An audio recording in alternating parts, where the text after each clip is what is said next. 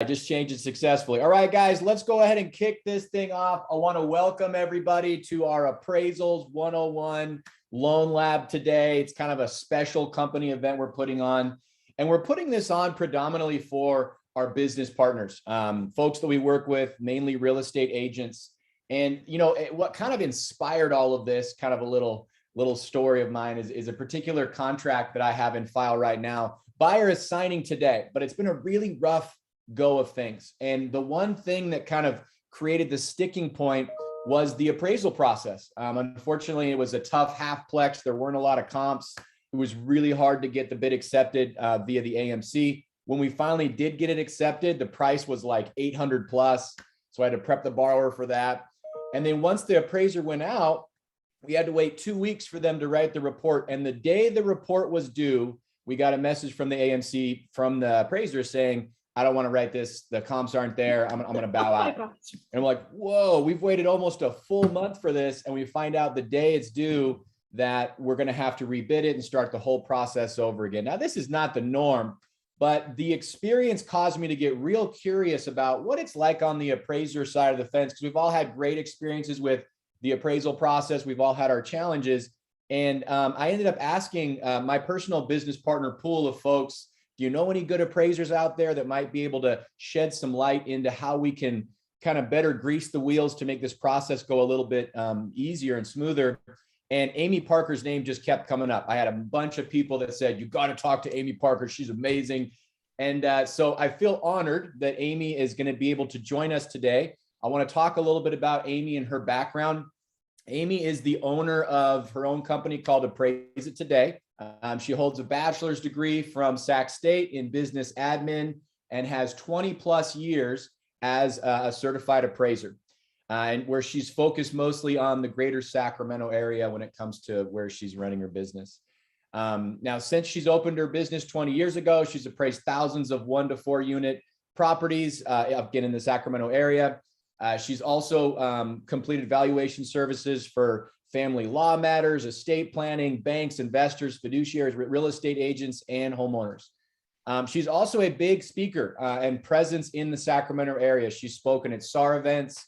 She's spoken at multiple real estate offices. And I love her philosophy. And she kind of, I think, talked a little bit about at the very beginning of all this, that we're all in this together. And when we open up lines of communication and better understand each party's role and their challenges, I think we can come together and make this whole process that much more effective. So the actual outline for the meeting today is we got an hour. We might go a few minutes over, but I'd like the first maybe 3/4 of this time block to be specifically for our real estate business partners.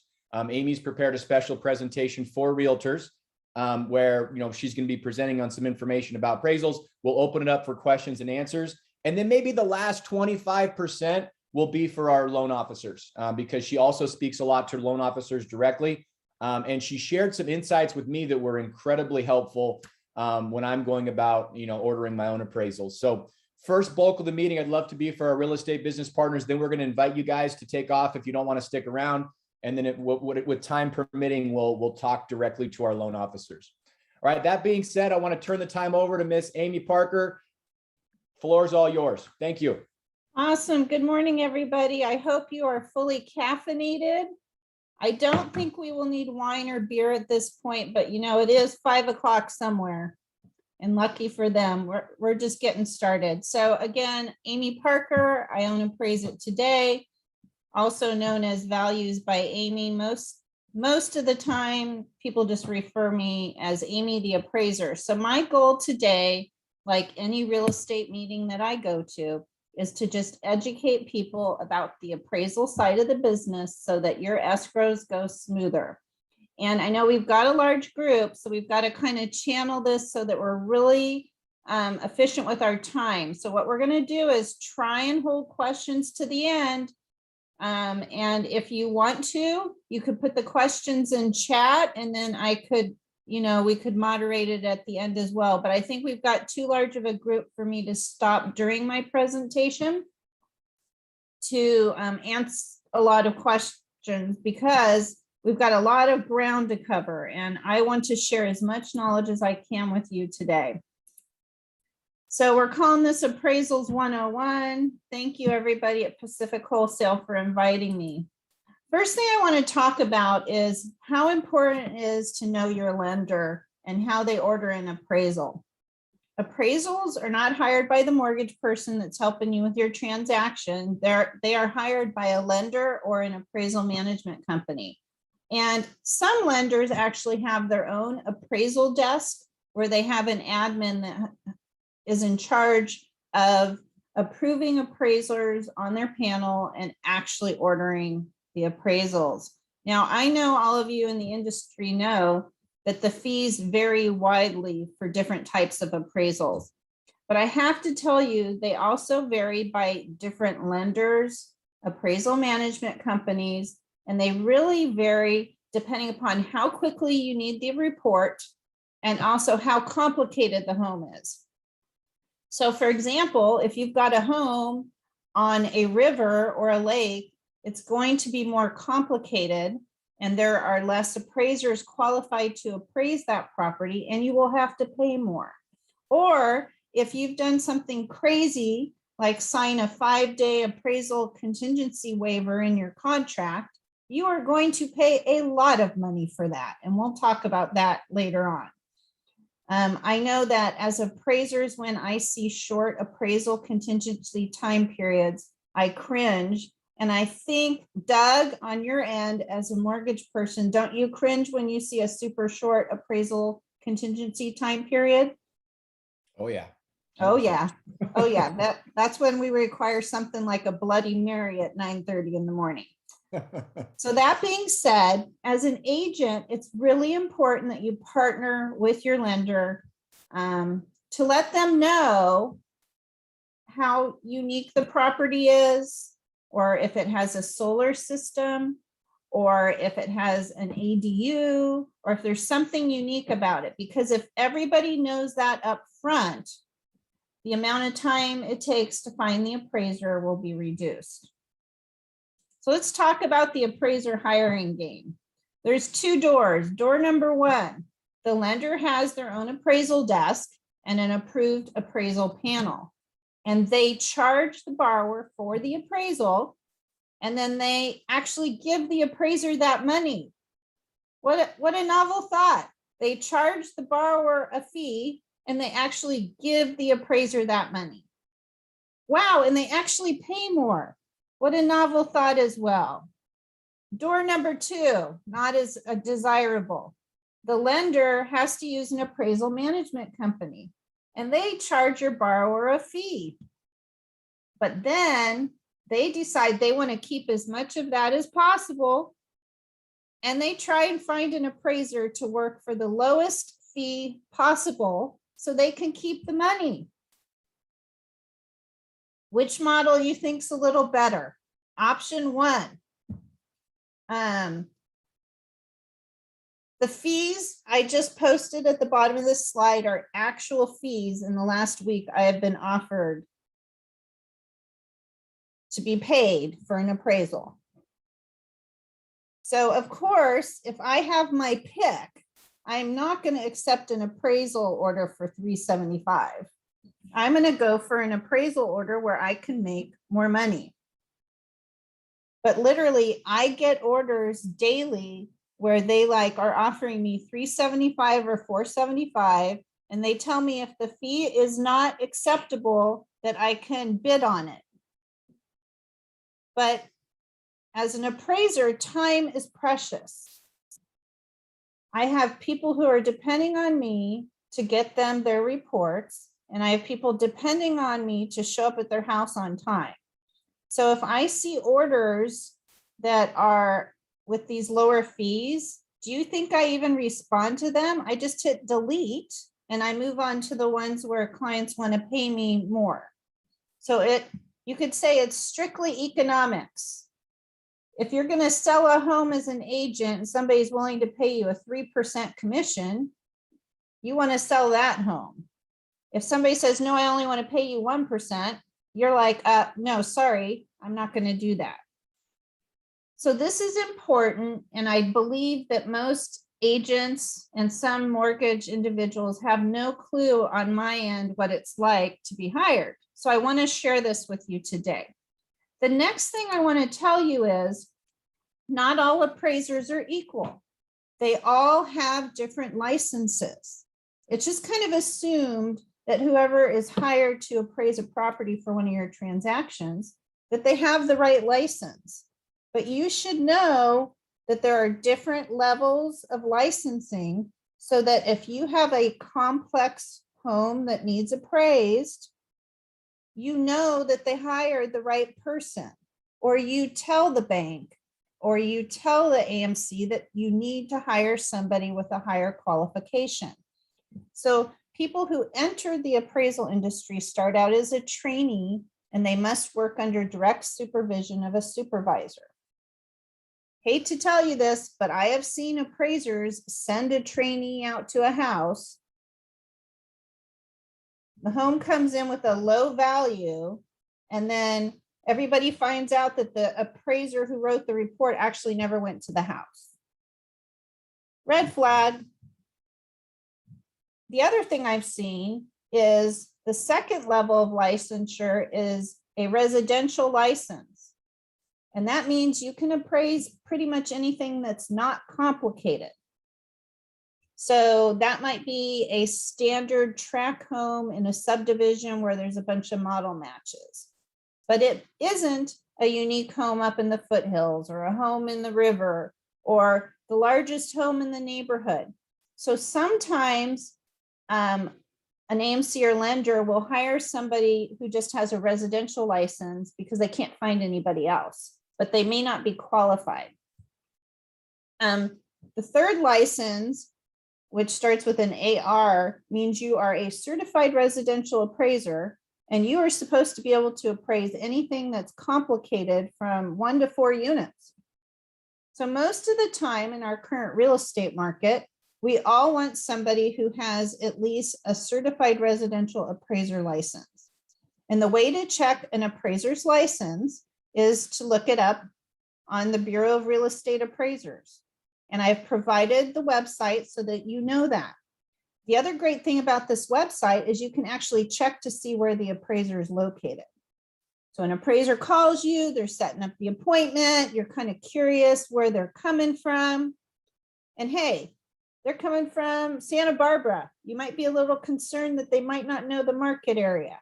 Or, they might be coming from Roseville for a home down in Manteca. Ideally, you want somebody who's hired, who knows the area and lives in the area. But you also want somebody, if you have a complicated project, who is certified to appraise complicated properties. The last license is somebody who can do commercial and residential. And again, they can also do complicated residential properties. So if you have a complicated project as an agent or a mortgage person, you need to let whoever is doing the ordering of the appraisal, that you need somebody with that license. Another thing to think about is appraisers accept assignments based upon, we talked about the fee, we talked about due dates, but also their knowledge.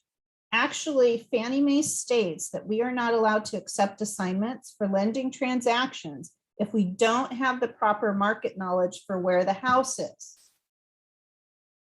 So a bank sends me an order for Truckee. Well, yeah, I've been to Truckee. I've driven through Truckee, but I don't know how to or have any market knowledge of Truckee other than that.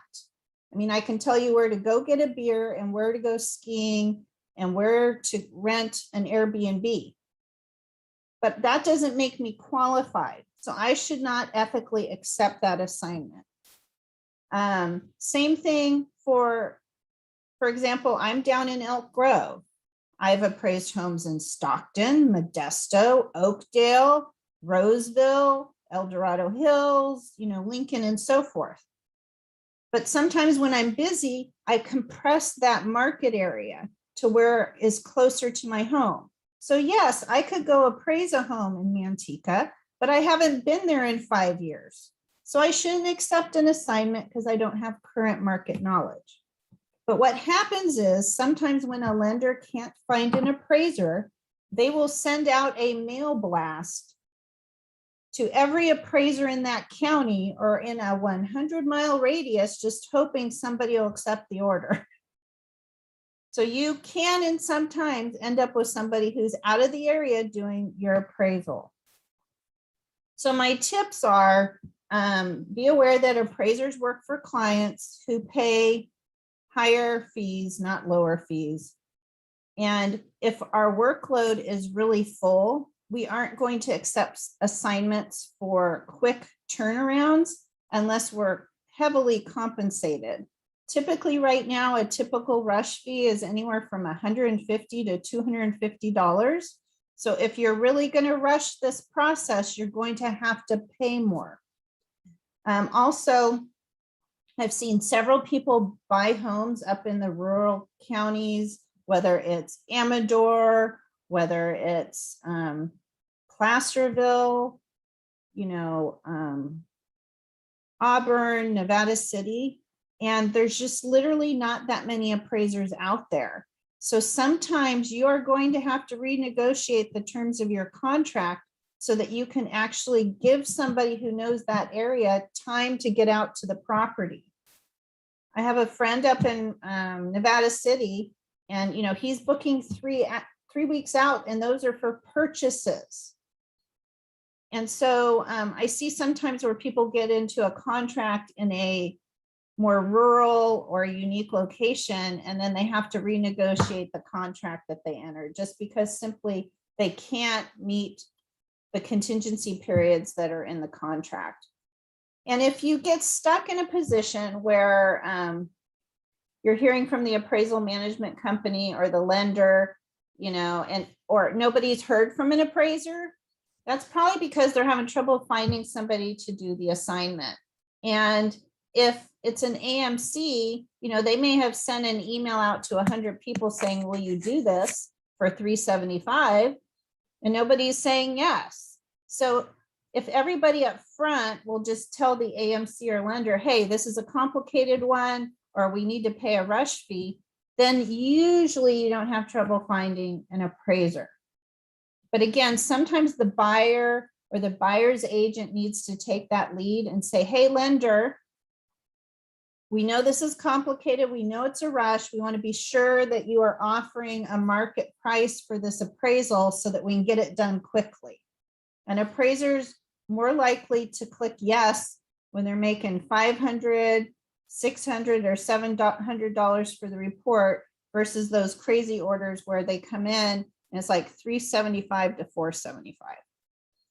So with that, I'm sure this is kind of a controversial topic, but I think you need to know the back end of it. And I just wanted to provide you with this little bit of education about it. So let's talk about another controversial topic. We'll just keep going, Doug.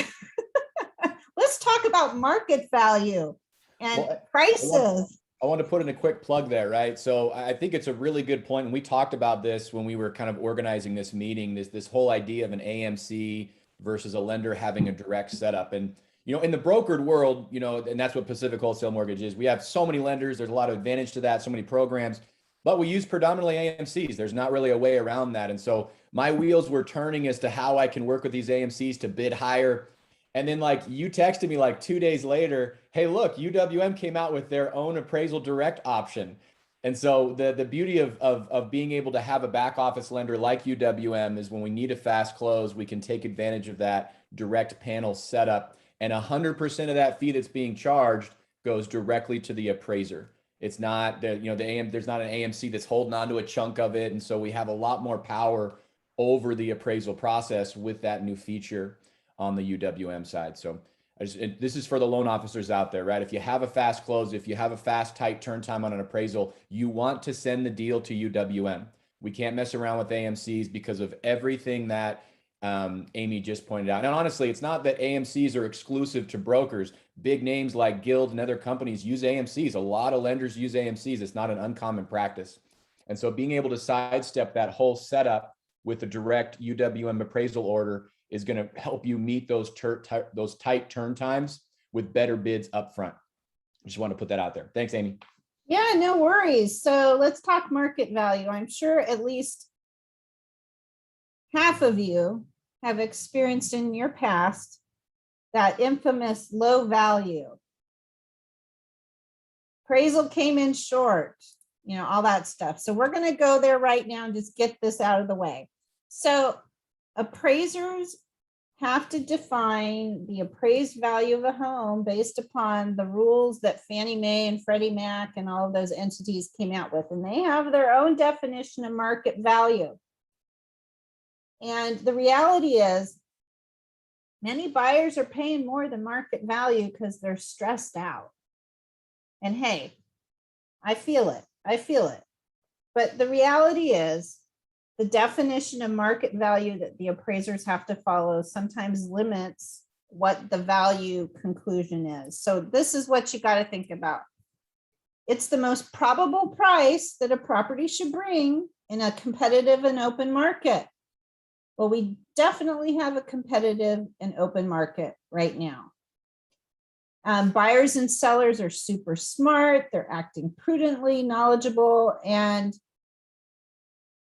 no, are they not affected by undue stimulus right now? Yeah.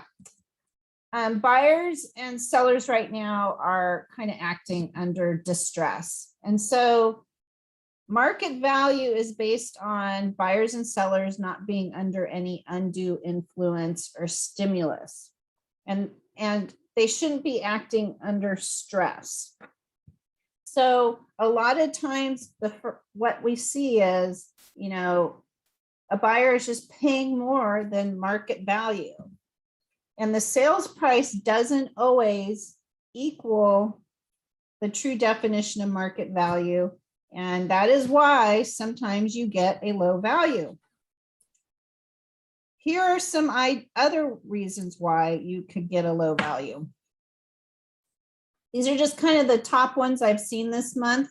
The seller and agent based the price on the incorrect gross living area of a home. They thought the home was bigger. They listed it based upon that, and the appraiser showed up and measured it, and the home was smaller. Or the appraiser used the most recent sales to derive a value, and the agent used older sales. So they may have used sales from like May and June, and the appraiser is using sales from like August and September, and there's a little difference. The appraisers, as markets move forward, always try to use and are required to use the most recent sales because they say what the market is currently doing. Another reason for low value is the appraiser rushed the project and they didn't take time to analyze the market trend. You know, they may have said that the market was increasing, there was a shortage of homes on the market, but that they didn't analyze or derive any data about how much the market is increasing. Just on this one topic, to explain what I do, if the market's increasing, I want to know how much. And that means I need to make an adjustment under the date of sale of each comparable sale in my report. And how I derive that is I take all the data from MLS and dump it into Excel for a neighborhood. And then I plot the sales, and then I create a trend line, and it tells me how much the market is going up by the day. And that results in an adjustment made for each sales comparable in the report under date of sale. Some appraisers will say the market is increasing, but they will actually not make any adjustment for the increasing market. Big no-no, but it occurs a lot when projects are rushed. Also, sometimes an appraiser might miss an important feature of a home, which could result in a low value. One time I had an appraiser who was valuing a home that had 2 garages They missed the second garage in the valuation, like a second 4-car garage they missed. Of course, the agent was so tripped out about how much the home appraised for, they didn't even notice that the appraiser had like missed this other garage. And so once they disputed that and gave the bank photographs of the other garage that was missed, the value changed. Another thing that occurs is sometimes the best data in a neighborhood is pending sales. And a lot of times agents will receive calls from appraisers about pending sales. And the appraiser will be like this: "Hi, agent. I'm appraising a home in your area. It's not the house you've got pending though. And I'm interested in finding out what your house is pending for." A lot of agents will be like, "Whoa, whoa, whoa, that's confidential information, can't tell you." But in reality, you can tell the appraiser, "Well, we are in contract above list price."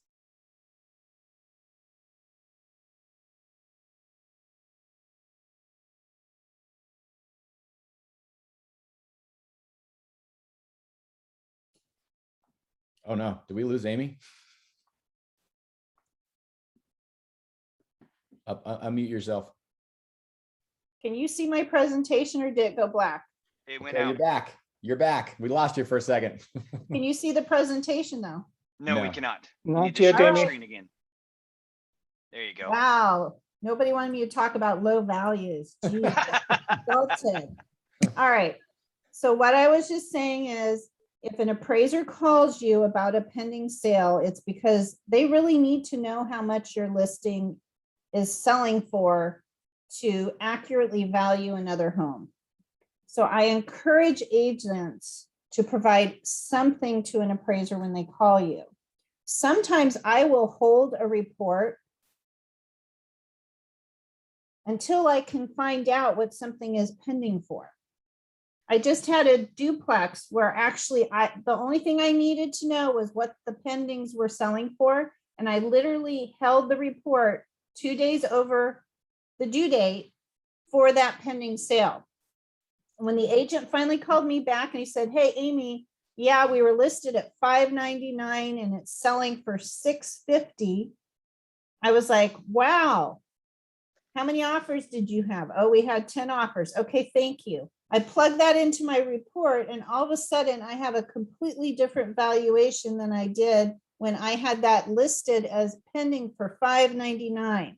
So please share that information. If an appraiser asks you what something's pending for, please call them back. They may actually be delaying the report for that. Now, if an appraiser is rushing the project, they won't do that. So again, important thing to think about. So my last thought on this is just be aware market value isn't always the highest price, but it's the most probable price. Had a deal recently where the home was listed for $525. It sold for $100,000 over list. It had like 10 offers. One offer was 100 over list. The rest were within like 50,000. So most of the people said the home was worth about 50,000 over list. One person said it was worth 100. That one person who paid 100 over list wanted to live near mom, wanted their kids to stay in the same school district. They were acting under duress. So again, probability means what most people would pay for the home, not the highest price somebody would pay for the home. So I know I mentioned living area, and this is a big deal right now, and I don't think agents really realize it. But most of us derive our information regarding living area from the public records. The public records search that we all look at is provided by Realist or CoreLogic, and it is in MLS. That's where we all get our data most of the time. You need to be aware of how that is recorded, and you need to be aware of how an appraiser records the size of a home. The appraiser will never include in the gross living area of a home a sunroom, a finished or unfinished basement below the grade of the soil, a detached ADU, casita, or pool house, or an unheated attic. A finished basement is below the dirt, and we are required to report that separately. So that will not be added to the gross living area of a home. Anything that's detached, also reported separately. You have to leave the house to get to it. It's not going to be added to the gross living area. But this is my beware. I mean, seriously beware. This just changed recently. CoreLogic and Realist are reporting what the counties are providing.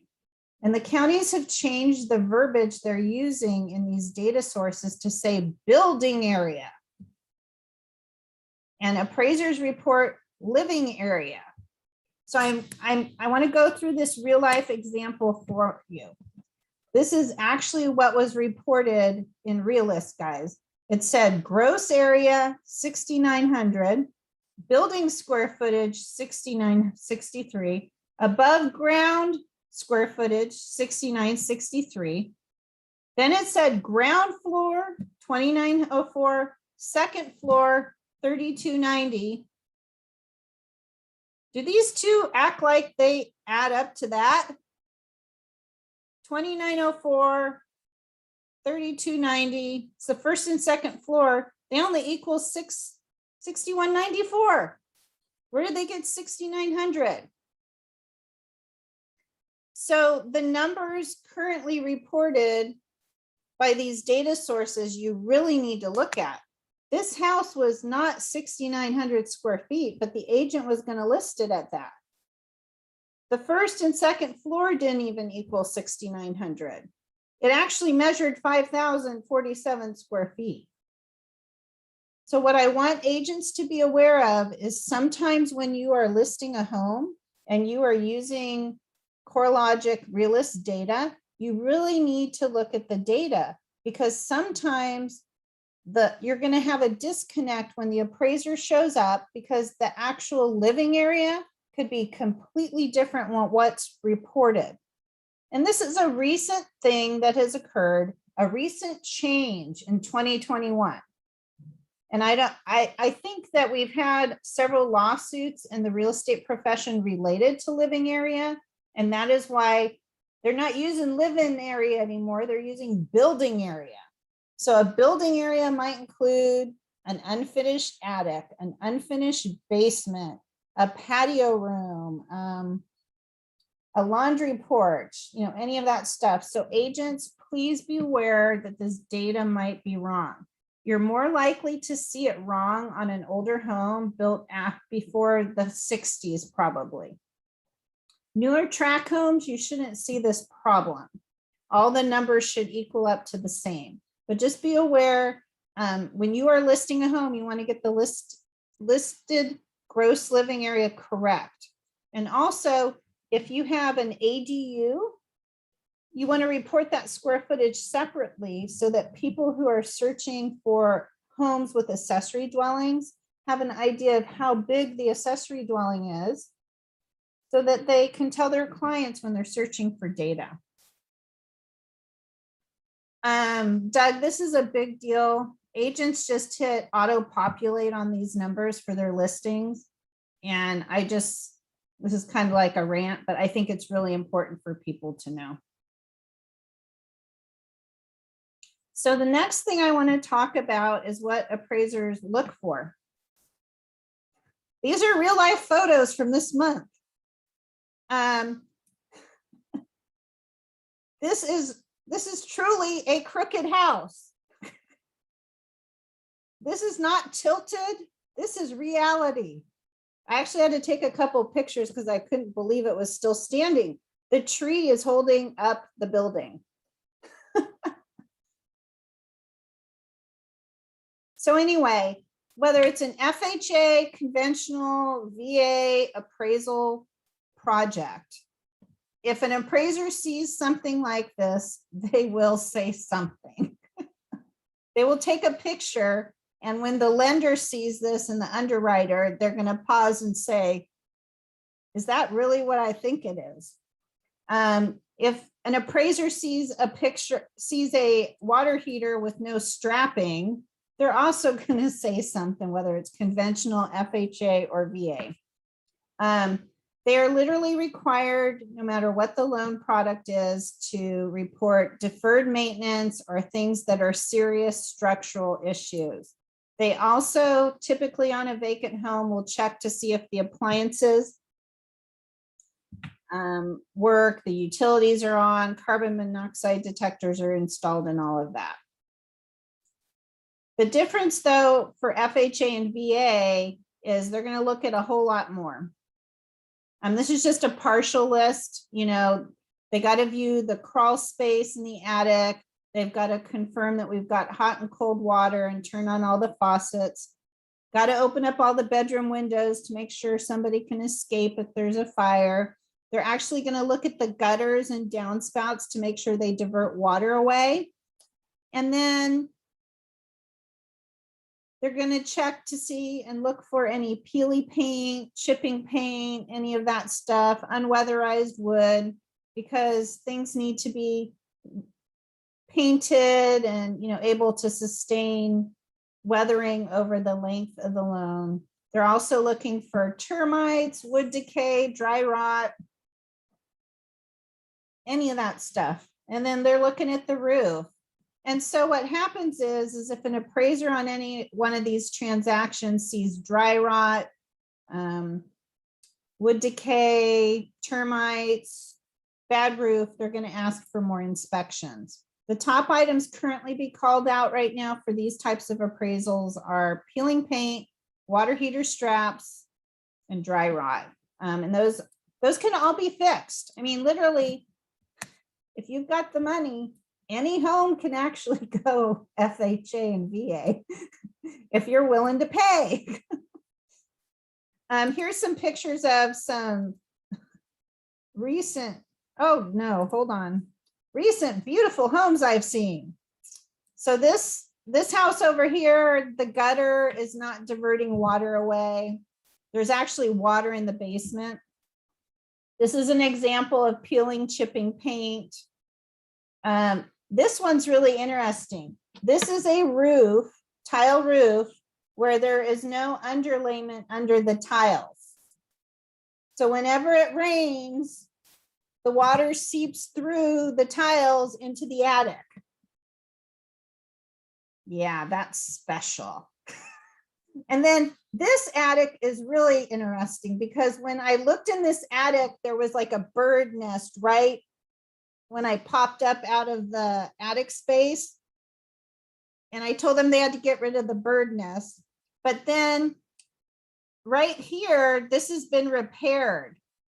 This support beam for the roof was split in half when I looked in the attic, and the owner didn't even know it.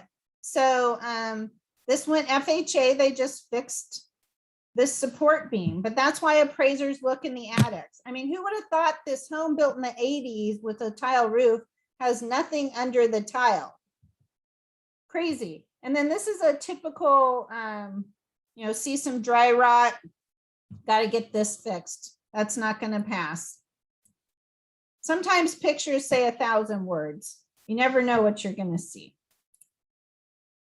So here's some tips for agents on what to do when the appraiser is coming out to visit. And I really think it's your job to be sure they know as much as possible about the home. I think that every listing should have a document in MLS indicating the features and updates of the home.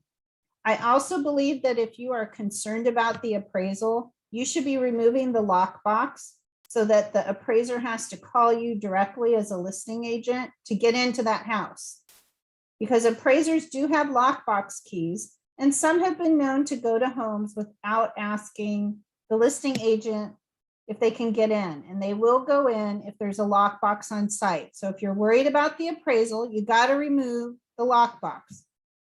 Also, you should provide the appraiser with information on how many offers you got, what the range was, how many showings you had. Don't talk value, just talk facts. Give them the facts. And I have to tell you, I know a lot of agents are doing this right now. They're doing their inspections up front as a selling agent, and then they're putting the reports in MLS. So you've got the roof report, the pest report, the sewer report, the home inspection report. It's like we're disclosing it all up front. Well, when you enter escrow, I want you to think to yourself, do I want an appraiser to read all this? Do you want the appraiser to know there's $10,000 worth of pest work in this house? Because if they see that, they're going to call for it to be repaired, because that's serious damage to the home. So again, a lot of agents will put those documents on MLS, but they may remove them. I encourage you to remove them if you don't want the appraiser to see them. So I don't know if you noticed, but it feels like fall. Anybody got rain today? I went outside and I saw a few sprinkles. Fall is here. What that means is the market changes. So I kind of want to close with this because people always want to know what my opinion is on the market. And it's just feeling a little bit like normal. You know, days on market are increasing. There's a little less buyers. They're getting ready to go trick or treating. Some listings aren't getting as much traffic because people think that house is way overpriced. Like, what were they thinking? We're seeing a few price reductions. Market's still going up, but it's like this. It's not like this. It's like this, just barely up. And the number of sales has dropped a little. We're just a little bit rebalanced. You know, we aren't burning hot, we aren't sizzling, but you know, we're still going up, just not at the same price. And I think people need to consider that when they're doing their pricing. The homes that are selling, really, I'm seeing are the ones that are priced just a little bit below market, and then they're letting the market take it up. We've got a lot of people who are listed at really unrealistic price points. They need to either take their home off the market or like drop the price if they really want to move. Or if they're really listed at a make me move price, they need to decide if they really want to move or not, because somebody may not want to pay that much. Just my thought. But with that, I want to end by telling you how I can help you guys. Most of my business is private party. That means I'm doing family trust valuations, historical valuations, measuring homes, reviewing appraisals, and doing divorce work. I do a lot of complex appraisals for lenders, and that makes up the rest of my business. But I am here to help. I honestly think we are all in this together. And with that, Doug, you know, I think we can take a few questions. Not a whole bunch, but I do want to leave some time also for your agents. So with that. Amy, thank you so much. Such valuable information. We got a lot of requests from people to maybe get a copy of these slides so they can go back and refer them. So if you wouldn't mind emailing those to me after the meeting, that'd be great. I'll get them over to Ed and he can. And guys, if you want a copy of these slides, drop your email address in the chat so we can get these to you. We're also going to be we have been recording this, and so we're going to be sending out links to the recording within a week or so after this meeting. We got a lot of people on the call, a lot of loan officers, a lot of realtors. I would like to give our real estate business partners first shot at some questions. Let's try and keep it on point, guys. We only got a few minutes, but does anybody have any questions for Amy, any of our real estate business partners? Loan officers, you guys will go next. But any questions from our real estate business partners for Amy? I have a question, Doug. Yes. Hey, Amy, it's Diana Martinez, Keller Williams. How do you value a fully paid solar system? Hey, Diana, how are you? Good, thanks. I can't see your picture, but I bet you look beautiful. So that being said, the best way for an agent to figure out how much a solar system is worth, and I would say that this would hold true for whether you're in San Joaquin or Sacramento County and Placer County, is that you should pull sales of homes in a zip code that have solar. And to find solar in MLS, you have to search for it under electric. So you do a search of a zip code, and then under electric, you look for solar leased or solar owned, and you click on solar owned, and you pull a list of homes in the zip code that's sold with solar. Then you pull a list of homes that sold without solar, and you compare the average sales prices. A lot of times, Diana, where you are in Elk Grove, solar will sell for, a home with solar will sell for $15,000 to $25,000 more. And that $25,000 is usually a home that is over 4,000 square feet or on acreage with a well and a septic and all that. That 15,000 is like a track home. But Diana, there are some homes where solar is worth nothing. I was just in a zip code where it's like, it's an over improvement to have solar. And it actually doesn't add anything because people in this neighborhood don't really care about their electric bill. They are just trying to get into some entry-level housing. Great question. Hey, that was good information. I had no idea that some houses or areas didn't value that. So thank you. Yeah, no, I'll tell you, there's this beautiful town called Rio Linda. And one time I went to a house and it was 900 square feet and they had like 30 solar panels on the house. And they had 1950s crank out windows and they had an old roof. Yeah, an old roof with solar. That's so smart. And it was like, they were so proud of their solar system. And I was like, I'm sorry, nobody in Rio Linda pays extra for solar when their home's only 900 square feet. So. Good insight. Thanks, Diana. Any other questions from our real estate business partners? I have a question. My name is Chang. So, the most important thing I want to know as of today is how much value above do you think hardwood floors or even like paint or stuff? I mean, that's one question. The other question is from a den to like a room or no room to one bedroom, how much value that is. So if you have a one bedroom home, the appraiser is going to only use comps with one bedroom. If you have a two bedroom home, an appraiser is going to look for other two bedroom homes. Okay. Now, a bedroom typically in Northern California needs to have a window to escape to the outside if there is a fire. And typically, most buyers expect a bedroom to have a closet. So if you had a one bedroom home and it had another room that didn't have a closet, I would put one in. So you could call that a two bedroom home.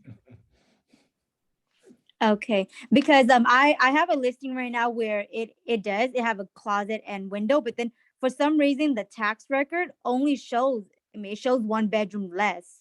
So I think that's why maybe I'm not getting much offer because people are looking at the tax record and from what I'm saying.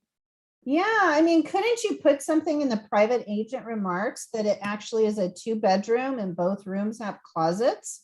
Or it's a No, two it's actually a bedroom? 3-bedroom. Yeah, or it's a two bedroom and the third room actually has a closet and it's truly 3 bedrooms. Yeah. And then how about hardwood floor? Is that a big difference?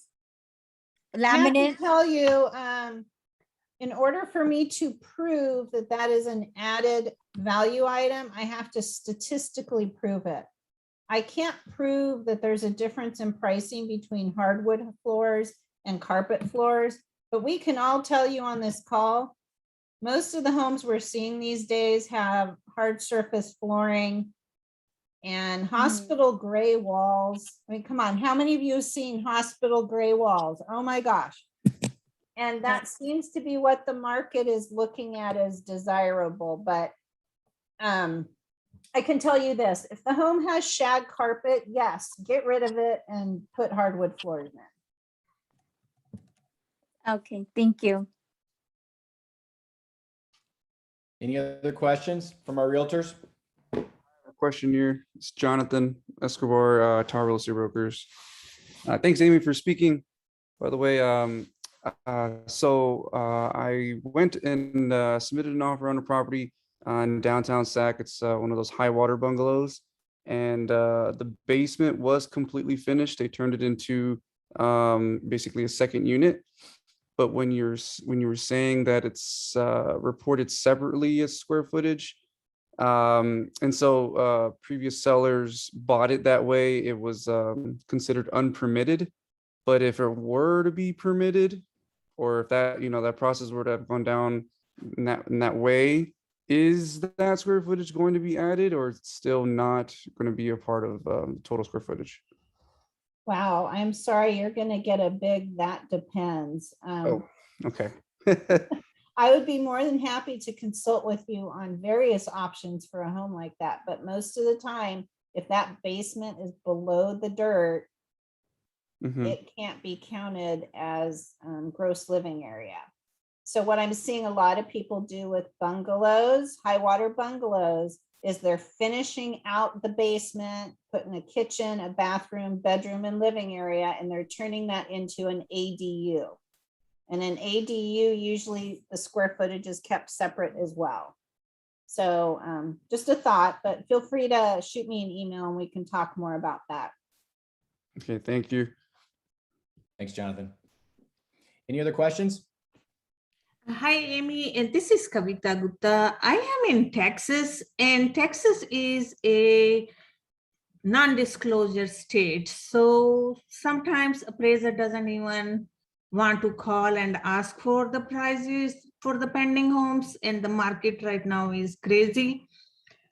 So even the agents won't tell you how many offers they have and what is the highest offer. So what do you do with that situation? So Kavita, can you, in your non-disclosure state, once a home goes from listed to pending, do agents in your market area change the price on the pending when it goes pending to show what it's, in contract at, or do they keep it listed at the list price? Keep it at the list price. Right, Once it's so- closed, then they change the price. Yeah, no, so it's really important in your market area that if the appraisers can't find out what homes are pending for, because of that non-disclosure, that they're really doing that market analysis where they're doing the trends to see how much the market is going up. And then they're applying market adjustments to each of the sales comps in their report to show that increasing trend, because without that pending information, it makes it difficult, but not impossible to give you a good valuation. All right, thank you, Amy. Okay, guys, so it's 10:28 at this point. I'd really like to give a few minutes for our loan officers just to ask some questions. Real estate business partners, we appreciate you guys attending. You can stay on if you want, but the conversation is now going to turn towards the lending side. So if you're curious, you're welcome to remain, but I'd like to maybe give it another 5-10 minutes for our actual loan officers to ask questions of Amy. Now, Amy, keep in mind that we do have loan officers not just in the Sacramento area. On this call, we have loan officers in the state of Texas, Awesome. Colorado. I love it. Yeah, so that you may want to ask where they're at before you answer the question. So do we have any loan officers who have any follow-up questions for Amy? This is your guys' time now. And I have a bunch of questions that are in the chat that I can re-put into the chat. That Amy, if you wanted to stop sharing, you could go through and read the Yeah, chat questions. I have a few things I want to show the loan officers. Okay, And all right. Doug, I'm okay with time. I don't have any clients who are like waiting for their appraisals right now for their loans to close, so I'm in a good spot. But I have a few things I want to show the loan officers real quick, if that works. Let's do it. Okay. So I know that I spoke with everybody about how appraisals are ordered, but I want to show you a couple samples of what I get throughout the day, just so you can kind of troubleshoot it on your end to make sure when the appraisal's ordered, people accept it. This is an order from a direct lender. It's just simply, here's the order, here's the due date, here's how much we want to pay you. Say yes or no. Appraisers are more likely to click on and accept an order like this. This order already has a rush fee, already included. They aren't even asking me to renegotiate it. This is the kind of order appraisers like to get. On the other hand, appraisal management companies, typically they'll just send out a mass email to everybody. And they'll try and get somebody to accept an order and bid on it. So anytime an order has to be bid on, it's going to take longer for the appraisal to be accepted. So here's an example of it. Hey, we've got an assignment. Are you interested? We're willing to pay $425 or quote us your fee. And here's the address. And this has gone out to hundreds of people. These are the types of orders that everybody deletes in the appraisal world, which delays getting the appraisal assigned. So I just want you to kind of be aware of that. The last thing I want to talk about as loan officers is you need to ask the right questions when you're taking intake from your clients. If the home's is a purchase or a refi, be sure and ask questions. Ask if it has solar, any additional buildings, if there's anything unique, if it's a manufactured home, or if there's any deferred maintenance. And also ask if there's anything that needs to be repaired before the appraiser shows up so they don't call out anything. Some of the FHA and VA stuff I see, it's like they could have put a piece of paint on that windowsill and I wouldn't have called it out. Or they could have put an extension on a gutter so the water drained away from the home and I wouldn't have called it out. So sometimes pausing and asking, does anything need to be fixed before they show up? And then lastly, be aware that if the home is in a remote area, rural area where there aren't as many appraisers, be sure to warn the client it might take longer to find somebody. And this is what I want you to do with that information when you have it. As a loan officer, I want you to communicate it to the lender or AMC that's going to order the appraisal. And I want you to communicate that we want to pay more if we need to get the appraisal done quickly, timely, and by somebody who knows the area. And I just want you to know, typically I'm seeing a rush fee right now of anywhere from 150 to 200 on orders. But just be aware of that. And if it's a complicated property, you need an appraiser who has the right license, and tell the bank, tell the AMC up front, tell whoever's ordering the appraisal up front, hey, we need somebody with a higher licensure. We need to pay more money. This is a rush. We're willing to do all of this. A lot of times I think we're just entering our files. And honestly, Doug, I don't think a lot of times there's anywhere to even communicate this to the AMC. That's why it's important to work with companies that you can communicate with. And lastly, this is coming from the appraisers in general. If somebody's refinancing, this is so funny. Everybody wants to refinance as quickly as possible so they don't have to pay next month's mortgage, right? But when we call or contact them, they don't get back to us right away. Or they don't take the first appointment we offer. They're like, oh, I'm on vacation, or oh, I'm not on, I can't get to meet you for 10 days, or can you come at night or on the weekends? So just prep the borrower that our schedules are very booked. So they should take the first appointment they can get. And if they have to take time off, they have to take time off. Or if they've got an adult child or another family member who can meet the appraiser, all of that is good. Typically, appraisers right now are writing reports at night and on the weekends. You're not going to find anybody to come at night on the weekend because they're writing reports. And the last tip is for borrowers is I am seeing a whole bunch of people right now refinance that have income properties, Doug. And those tenants and the property managers, they have no sense of urgency when the appraiser calls to schedule, like none. So it really, a lot of these investors who are refinancing, they're very hands off on their investment properties. But if they don't want those appraisals to take forever, they do need to take control of this area. They need to schedule with the appraiser. They may not have to be there, but they really need to not pawn this off on the tenants or pawn off scheduling with the property manager, because there's an incredible lag that occurs.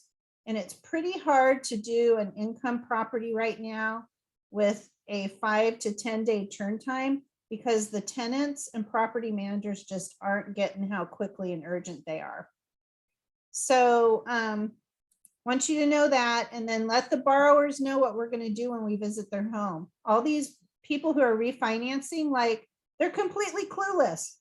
Oh, I need a carbon monoxide detector. Oh, I need a smoke detector. Oh, you're going to look in the attic. An FHA appraisal requires, oh, I got to get in the attic. I got to move my clothes so you can like get your ladder in my closet, you know, and please put Fido away. And I swear to God, a clean house is so much easier to walk through. You do not want an appraiser remembering what your home smells like 5 days later. I swear, some days I wish the photos came with scratch and sniff so you guys could appreciate the smells that we get in homes. But people just don't get it. So, I mean, you are all laughing, but I'm just telling you, I can't tell you how much, excuse me, I'm going to be foul, how much shit I've seen on floors in the last week. So prepare the borrowers. A clean house is way nicer than a messy house, you know? So Doug, you said that you had a deal where the appraiser went out and they like just said, I can't write this. Sometimes you get houses where it's like, there's no comps. I'm going to have to write up 120 things. I mean, I had a house recently where I couldn't measure the house. There was so much shit. Sorry, I'm cursing again. There was so much shit up against the house. And they were proud of all of that stuff, but I can't measure the house. So that file is completely stalled until they move all of their beautiful belongings. So with that, Doug, I just wanted to add those items for your loan officers so that I think files go faster when there's more information provided to the appraisal desk or the AMC that's ordering things. And then on the refi side, I think things go smoother if you can warn the borrower what to expect. Because recently I had a borrower say, I didn't even know you were going to call me. Oh, you got to go in the house? Yeah, I've got to go in your house and I'm going to take a whole bunch of photos too. So with that being said, Doug, I'm open for questions. That is awesome insight. And it's really important, I think. And I've had one too many refis where I didn't ask the question whether or not they have solar, and then we figure it out when the appraiser goes out, and it just delays the whole process. Mm-hmm. So I think that's really good. We as loan officers get really used to just asking the loan application questions, that we don't kind of sometimes go above and beyond and think about the property itself. So good insight there, Amy. All right, guys, do we have any questions for Amy? Hey, Doug, I got one. Amy, how are you? This is Pitt.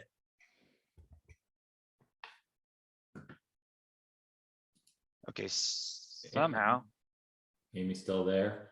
I don't see her anymore. Well, she might come back. We lost her for a few seconds before too. There she is. She's coming back. She's got to unmute, Amy. That's all. There you go. Yeah, so I have Comcast, and that's the second time it said your internet connection is unstable.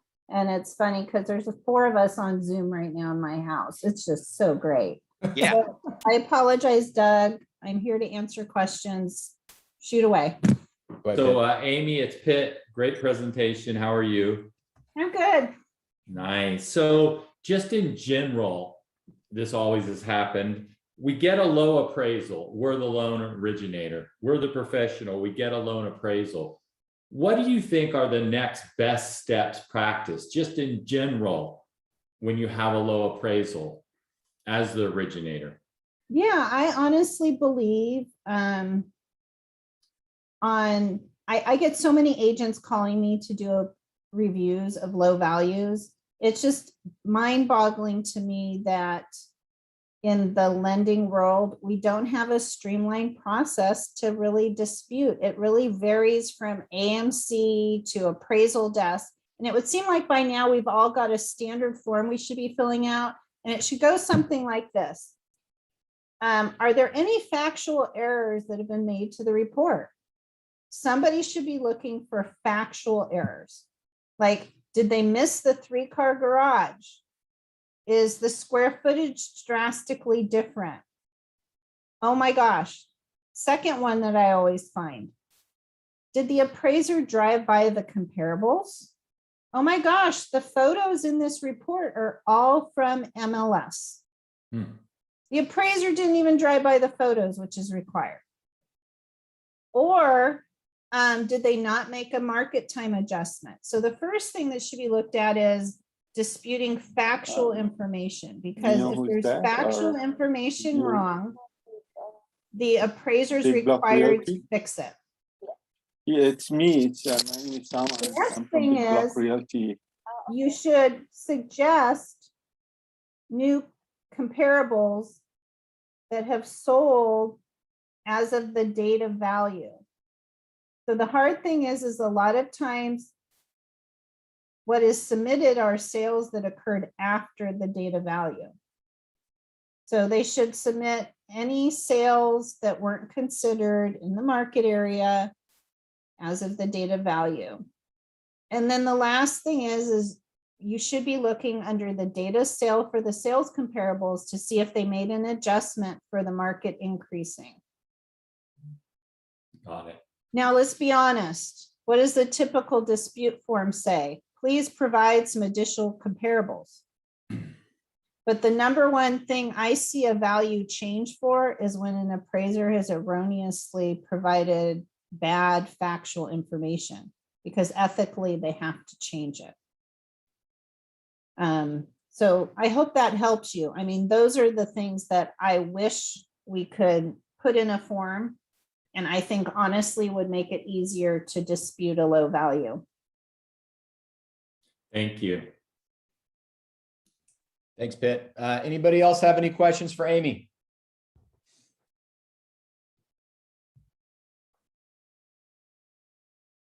All right, guys. Well, if we don't have any other questions, Amy, again, we super appreciate your time. Just a lot of invaluable information. If you wouldn't mind emailing over the slides, we'll get this all set up to where everybody's going to get the content that you went over. We know you're busy and we super appreciate you. Thank you so much for joining us today. Yeah, no problem. Have a great one, everybody. Thanks, everybody. Thank you, Amy. Thank you.